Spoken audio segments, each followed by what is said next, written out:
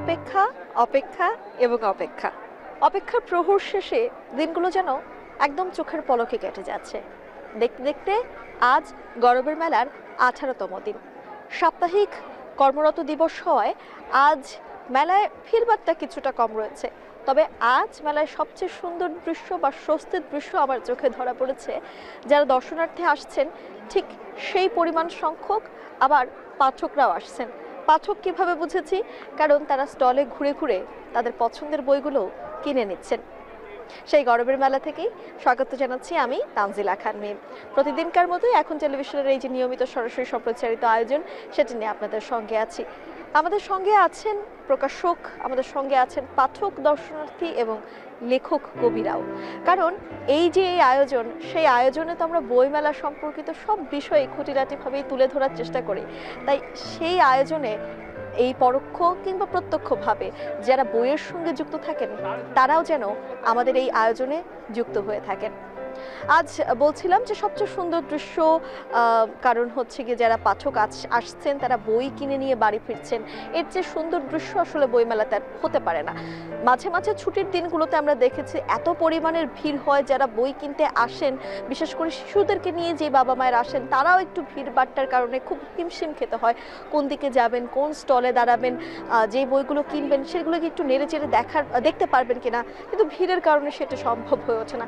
যারা সব কিছু এড়িয়ে স্বাচ্ছন্দ্যে ঘুরে ঘুরে নিজের পছন্দের বইটা কিনতে চায়, তাদের জন্য আজকে একদমই একটা সুযোগ বলা চলে যে এতটা কম ভিড় রয়েছে এই বইমেলাতে। তবে বইমেলার শেষের যে শুরু, মানে শেষ ভাগের যে শুরু, সেটি কিন্তু হয়ে গেছে। আর গুনে গুনে 8 থেকে 10 দিন এই মেলার আয়োজন চলবে। আর তারই মধ্যে কিন্তু যারা দর্শনার্থীরা আছেন তারাও আসবেন। সেই সঙ্গে এবছর আসলে বইমেলায় শিশু প্রহর রাখা হয়নি। শিশু প্রহর রাখা হয়নি না ঠিক, সকাল 11টা থেকে ছুটির দিনগুলোতে মেলার দ্বার উন্মুক্ত করে দেওয়া হচ্ছে। তবে শিশু প্রহর বলতে আগে যেটি ছিল যে সিসিমপুরের যে আয়োজন, সেটি রাখা হয়নি। সেটিতে শিশু সাহিত্যিকরা আগে থেকে অনেক সময় সমালোচনা করেছিলেন যে যদি সিসিমপুরের আয়োজন রাখা হয় তখন আসলে শিশুরা বইয়ের থেকে মুখ ঘুরিয়ে সেই কার্টুন চরিত্রগুলোর প্রতি বেশি আকৃষ্ট হয়, যার ফলে এবার আসলে সেই চরিত্রগুলো রাখা হয়নি। তবে এতে করে যে তারা মেলা বিমুখ হয়ে গেছে তেমনটি আসলে কোনো কারণ নেই। অভিভাবকরা বলছেন হ্যাঁ, সিসিমপুর থাকলে তারা আসলে বেশ আগ্রহ বোধ করতেন মেলায় আসার ব্যাপারে, কিন্তু এখনো বইয়ের প্রতি যে ভালোবাসা, সেই ভালোবাসা আছে বলেই কিন্তু বিগত বছরগুলোতে যে শিশুরা এসেছেন বইমেলাতে, তারা আবার নতুন করে বাবা মাকে বলছে মা এবার তো বইমেলার আয়োজন শেষ হয়ে যাচ্ছে, চলো একবার ঘুরে আসি। অর্থাৎ অভিভাবকরা বলছেন নিজেদের ব্যস্ততার মাঝেও আসলে সন্তানকে নিয়ে বইমেলাতে আসতে হচ্ছে, বইয়ের সাথে সখ্যতা তৈরি করতে হচ্ছে, কারণ ইতোমধ্যেই তাদের সন্তানের সঙ্গে সেই বইয়ের সখ্যতা তৈরি হয়ে গিয়েছে। আর এই সখ্যতাটা যদি পরিবার থেকে একদম শিশু বয়স থেকে হয়, বা শিশুতোষ যে বইগুলো থাকে সেই বইগুলো পড়তে পড়তে হয়, তখন কিন্তু আসলে ধীরে ধীরে তার বয়স বাড়ার সাথে সাথে সেই যে গল্প, উপন্যাস, কবিতার বই, সেই বইগুলো পড়ার চর্চা হয়ে যায়। একটা সময় ছিল যখন আমরা গল্প শুনতাম যে আসলে যারা মধ্যবয়সী ছিলেন তারা বলেন যে ছোটবেলায় তারা পাঠ্যপুস্তকের মধ্যে লুকিয়ে লুকিয়ে গল্পের বই পড়তো। তবে প্রযুক্তি আসায়, হাতে হাতে মুঠোফোন চলে আসে, সেই চিত্রগুলো এখন অনেকটাই বদলে গেছে। তবে বদলে না যেয়ে যেন পুরনো সেই দিনগুলো আবারও ফিরে আসে, ঘর থেকেই ফিরে আসে, সেই দায়িত্বটা কিন্তু পরিবারের।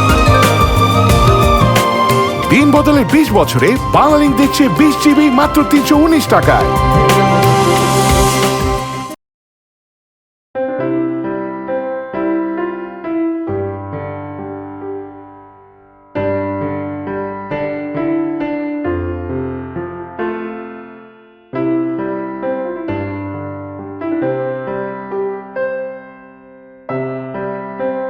কোকিলের কুহু কুহু ডাক শোনা না গেলেও বসন্ত বাতাস বইছে পুরো মেলা প্রাঙ্গণ জুড়ে। কখনো দমকা হাওয়া, আবার কখনো একদম একটা ভ্যাপসা গরম পুরো মেলায় অনুভব হচ্ছে। বেশ অনেকক্ষণ ধরেই, যেহেতু আমি অনেকক্ষণ ধরেই মেলাতে আছি, সেটা অনুভব করতে পারছিলাম। মনে হচ্ছে যেন বসন্তের মন বোঝা ভারী দায়, ঠিক যেমনটা আসলে পাঠকের মন বোঝা বড় দায়।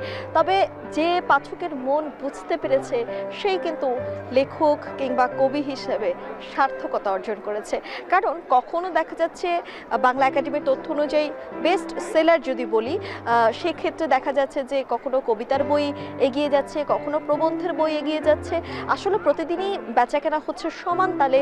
সেই জায়গা থেকে এক একজন পাঠকের পছন্দ এক এক রকম, তারা তাদের পছন্দ অনুসারেই বই কিনছেন। সেই বিষয়গুলো নিয়ে আসলে কথা বলবো। আমাদের সঙ্গে একজন অতিথি রয়েছেন প্রতিদিনকার মতো, আমাদের সঙ্গে রয়েছেন একজন কবি। আপনাকে স্বাগত জানাচ্ছি আমাদের গরবের মেলার আয়োজনে। রূপকথার রাস্তাঘাট, এই যে একটি কবিতার বই হতে পারে, নাম হতে পারে, এটি দ্বারা আসলে আক্ষরিক অর্থে আপনি কি বুঝিয়েছেন যদি একটু ভেঙে বলতেন? শুভ বসন্ত, শুভেচ্ছা সবাইকে। আসলে রূপকথার রাস্তাঘাট আমার গত বছর আমার কোনো কবিতার বই বেরোয়নি, তো 2 বছরের অনেক কবিতা জমা হয়েছিল। অনেক কনফিউজ ছিলাম যে ঠিক কোন নামটা বইয়ের হবে। অনেকগুলো কবিতার নাম, বইয়ের নাম ছিল প্রস্তাবিত, হ্যালো হ্যাংওভার, পরিদের আবাসিক এলাকা। তো প্রতিটার জন্যই সমর্থন ছিল আমার শুভানুধ্যায়ী পাঠকের। কিন্তু আমার মনে হলো যে এই যে সময়টা, মানুষের মন, সব কিছুর মধ্যে রূপকথাকে আমরা দেখি ধরেন স্বর্গীয় অনেক বিষয়, ইমারত, অনেক কিছু, পঙ্খিরাজ, ঘোড়া, কিন্তু রূপকথায় যে রাস্তাঘাট হয়, যে রাস্তাঘাটে আমরা দাঁড়িয়ে আছি, রাস্তাঘাটের প্রতিদিন অ্যাক্সিডেন্ট করে কেউ মারা যাচ্ছে, রক্তাক্ত হচ্ছে, রাস্তায় মিছিল হচ্ছে, পরিবর্তন আসতেছে, অভ্যুত্থান হচ্ছে, নানান কিছু, সব কিছু কিন্তু রাস্তায় হচ্ছে। রাস্তা আমার খুব প্রিয় জিনিস, পথে হাঁটতে অনেক পছন্দ হয়, সেই জন্য সেই জায়গা থেকেই রূপকথার রাস্তাঘাট। আপনি আপনার কবিতার মধ্যে হয়তো বাস্তবতার একটি বিষয় তুলে ধরেছেন। আমি একটু দর্শকদের উদ্দেশ্যে বলতে চাই, যেহেতু আমাদের কবির সঙ্গে কথা বলছিলাম, তিনি রূপকথার রাস্তাঘাটের কথা বলছিলেন এবং সেই রাস্তাঘাটে তিনি বর্তমানের যে রাস্তার প্রেক্ষাপট, প্রতিদিন যে সড়ক দুর্ঘটনাগুলো হচ্ছে সেগুলোও তুলে ধরার চেষ্টা করছেন। দর্শক, আজও কিন্তু আসলে আমাদের একজন সহকর্মী, তিনি আসলে আমাদেরকে ছেড়ে চলে গেছেন সড়ক দুর্ঘটনায়। তিনি আহত হয়েছিলেন, 4 দিন তিনি হাসপাতালে থেকে লড়াইও করেছেন এবং তার এই অকাল মৃত্যুতে কিন্তু এখন টেলিভিশনের পুরো পরিবার গভীরভাবে শোকাহত। আমরা আজও তাকে শ্রদ্ধা ভরে স্মরণ করছি। এই যে ভাই বলছিলাম, প্রতিদিনই আসলে এরকম প্রাণ ঝরে যাচ্ছে সড়কে, এই বিষয়গুলো নিয়ে যে লেখালেখি আপনারা করছেন, এগুলোর কি আসলে কোনো প্রতিফলন সমাজে আদৌ হচ্ছে কিনা, কিংবা যারা আসলে প্রতিফলন ঘটাতে পারেন তাদের জায়গা থেকে আসলে তারা এই যে সমাজে যে বার্তাগুলো আপনারা আপনাদের জায়গা থেকে দিচ্ছেন, সেই বার্তাগুলো আসলে গ্রহণ করছে কিনা? আমার মনে হয় কোনো না কোনোভাবে করছে, কারণ অনেক লেখার প্রভাবেই কিন্তু গল্প, কবিতা, নাটক, এগুলোর প্রভাব কিন্তু খুব সাময়িক হয় না, অনেক দীর্ঘস্থায়ী, দীর্ঘমেয়াদী। তো আমরা দেখেছি কিন্তু নানান ঘটনার প্রবাহের সময় যে কত আগের লেখা, নজরুলের লেখা এসে প্রাসঙ্গিক হয়ে দাঁড়াচ্ছে। জীবনানন্দের লেখা সময়ের কাছে সাক্ষ্য রেখে চলে যেতে হবে, কি কাজ করেছে, কি কথা ভেবেছি, বা ধরেন এইভাবেই কোনো কিছু ধরেন মনেই হচ্ছে না যে এই কবিতাটা কোনো জায়গায় ব্যবহৃত হতে পারে, সেটাও হয়তো ভেতরে ভেতরে আপনাকে মানসিকভাবে উজ্জীবিত করছে, ক্ষুব্ধ করছে, তাড়িত করছে। তো আমি মনে করি আর ওইভাবে প্রত্যক্ষ তো লেখা হয় না যে এইটার অবসান চাই, কবিতায় লেখা হয় খুব বিমূর্তভাবে। আপনি যে বললেন না সড়কে প্রাণ ঝরে যাচ্ছে, মনও তো ঝরে যাচ্ছে। আমার কবিতার ভিতরে যে বিষয়টা আমি থাকে, এই যে মানুষের শরীর, মন, সব কিছুই কিন্তু একই সাথে গুরুত্বপূর্ণ। যে মনের যে বয়স হচ্ছে, মন যে পুরাতন হচ্ছে, মনও তো দুর্ঘটনায় মারা যাচ্ছে। তো সেইটাও কিন্তু স্মৃতি আহত হচ্ছে, স্মৃতিহীন হয়ে যাচ্ছে। না হলে এরকম বিকট একটা নগর বাস্তবতা আমরা বসবাস করতে পারি না, যাতে এক চিলতে সবুজ পাওয়া যাচ্ছে না, তো ধূসর একটা সময়। তো সেই জায়গাগুলোর বিষয় কবিতায় যখন আসে, শিল্পে যখন আসে, সেটা মানুষকে কোনো না কোনোভাবে প্রভাবিত করে বলেই আমার মনে করি। এখন তো আসলে যারা কবিতা লেখালেখি করছেন, এই একটি মানে সমালোচনা রয়েছেই অনেক সময়, যে আসলে সামাজিক যোগাযোগ মাধ্যমে 2 লাইন যে স্ট্যাটাস লিখে দেয়, সেও আসলে তার কবিতার বইয়ে কবিতা তুলে দিচ্ছে, সেও কবি হয়ে নিজেকে কবি বলে দাবি করছেন, প্রকাশকরা সেই লেখাগুলো ছাপছেন।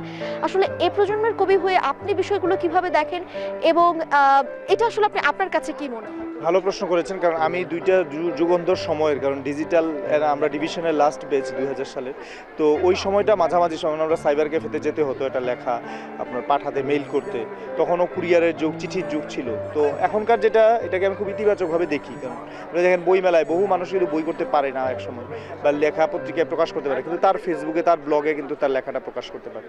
আর যেটা বললেন ওইটা সবসময় ছিল আসলে, যে সাময়িকভাবে মোহ, মেলাতেও আপনি দেখবেন যে মেলা কেন্দ্রিক অনেক লোক তৈরি হচ্ছে, লেখা আবার হারিয়ে যাচ্ছে। তার কিন্তু স্বাধীনতা আছে বই করার, আপনি তাকে মানে বন্ধ করতে পারবেন না তার স্বাধীনতা। কিন্তু আবার এই যে পারফেকশনের ব্যাপারটা আছে, যে চর্চার বিষয়টা, আপনাকে 15-20 বছর 30 বছর অনেকে সাধনা করে একটা লাইন লিখতে পারে, অনেকে হুট করে এসেই মনে হচ্ছে যে সে এলাম ভিনি ভিডি ভিসি এরকম হতো। কিন্তু সাহিত্য কিন্তু লম্বা দৌড়ের ঘোড়ার কাজ। তো আমার মনে হয় যে এটা প্রত্যেকেরই নিজের তাগাদায় এটা করতে হবে, তাকে পোক্ত হতে হবে, তার কবিতা কেন পড়বে মানুষ, তার লেখা কেন পড়বে সেটা বিচার করতে হবে। শুধু বই মেলায় বই করলাম, হারিয়ে গেলাম, সেটা তো কোনো কাজের কথা না।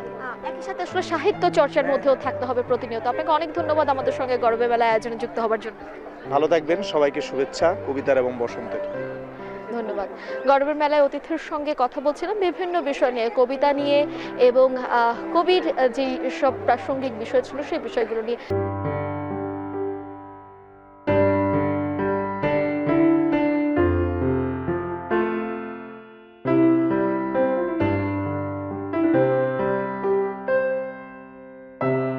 সন্ধ্যা হয়ে যাচ্ছে, পাঠক আসছেন, আবার অনেকে চলেও যাচ্ছেন যারা দুপুর নাগাদই এসেছেন। তবে যেই পাঠকরা আছেন বইমেলাতে ঘুরে ঘুরে দেখছেন, আমরা একটু তাদের সঙ্গে কথা বলার চেষ্টা করবো। তবে একজন স্টলের বিক্রয় কর্মীর সঙ্গে কথা বলবো।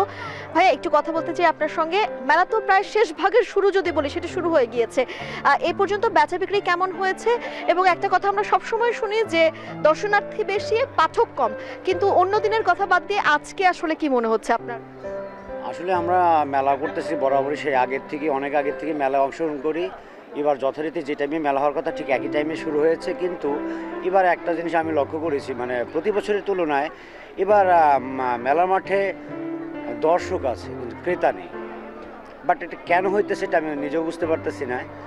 তো কোনো হয়তো নিশ্চয়ই কোনো কারণ আছে, এরকম হতেই পারে। হয়তো এই বছর হয়তো খারাপ হচ্ছে, হয়তো সামনের বছর আবার ভালো হবে। আপনাকে আসলে এরকম একটি কথা কিন্তু আমরা বেশ কয়েক বছর ধরে শুনছি যে বইমেলায় দর্শনার্থীর সংখ্যা বেশি, পাঠকের সংখ্যা কম। কিন্তু যখন একদমই মেলা শেষে বই বিক্রির যে পরিমাণটা জানানো হয়, তখন কিন্তু দেখা যায় প্রতি বছরের থেকে বই বিক্রির পরিমাণটা বাড়ে। এটি আসলে বেশ রহস্যজনক একটি ব্যাপার। একটু পাঠকদের সঙ্গে কথা বলতে চাই। আপু, একটু আপনার সঙ্গে কথা বলতে চাই। এখন তো আসলে আমরা অনেক ব্যস্ত থাকি, নিয়মিত বই পড়ার সময়টা হয় কি? নিয়মিত বই পড়ার সময় অত হয় না, কারণ যেহেতু আমাদের শ্রেণীর যে বই ওইগুলোই পড়তে হয়, স্কুল কলেজ যার যেটা, তো নিয়মিত বই পড়া হয় না। কিন্তু আমিও চাই যে সবাই যেন নিয়মিত বই পড়ে, কারণ বই থেকে আমরা যেই মানে আমাদের বইয়ের শিক্ষা হচ্ছে আমাদের একটা শ্রেণীবদ্ধ করে রাখে, কিন্তু বাহিরের যত কিছু আমরা এটা জানতে পারি না। এটা জানার জন্য আমাদের অবশ্যই বইমেলার এই যে যত নতুন নতুন বই বের হয় এগুলোর সম্মুখীন হওয়া উচিত আমি মনে করি। ধন্যবাদ আপনাকে।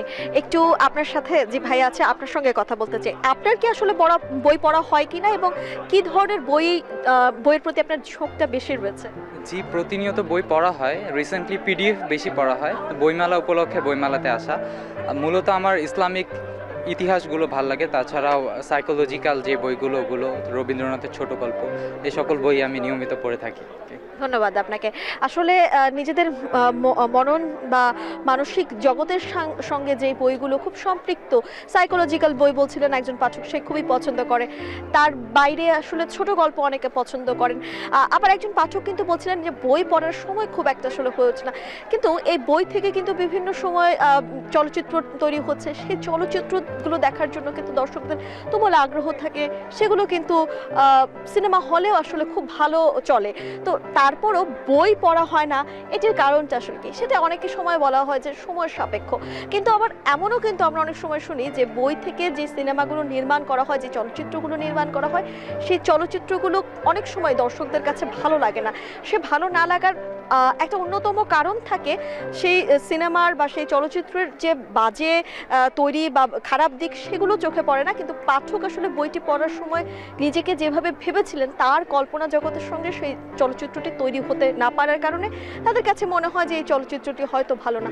তবে এটিও কিন্তু একটি ইতিবাচক দিক যারা আসলে বইয়ের পাঠক রয়েছেন তাদের জন্য, যারা সেই বইয়ের লেখক থাকেন, কবি থাকেন, প্রকাশক থাকেন তাদের জন্য। অর্থাৎ এই যে বার্তাটা, সেই বার্তাটা কিন্তু আসলে জানান দেয় যে বইয়ের যে পাঠক বা বইয়ের যে চাহিদা সেটি অনন্য এবং সেটির সঙ্গে কোনো কিছুরই তুলনা করা চলে না।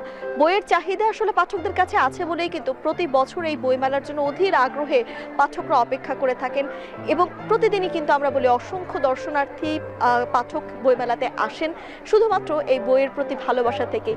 আর এই যে এত ব্যস্ততার সময়ে, ব্যস্ততার মধ্যেও কিন্তু পাঠক শুধুমাত্র বইয়ের প্রতি টান অনুভব করেই ব্যস্ততার মাঝেও ছুটে আসেন অমর একুশে বইমেলায়। যে বইমেলা এখন আসলে ফেব্রুয়ারি মাস ভাষার মাসের সঙ্গে অতপ্রতভাবে জড়িয়ে আছে। আরও যে কয়দিন এই বইমেলার আয়োজন থাকবে আমাদের গরবের মেলার আয়োজনও, থাকবো আমরাও। সে পর্যন্ত থাকুন এখন টেলিভিশনের সঙ্গেই।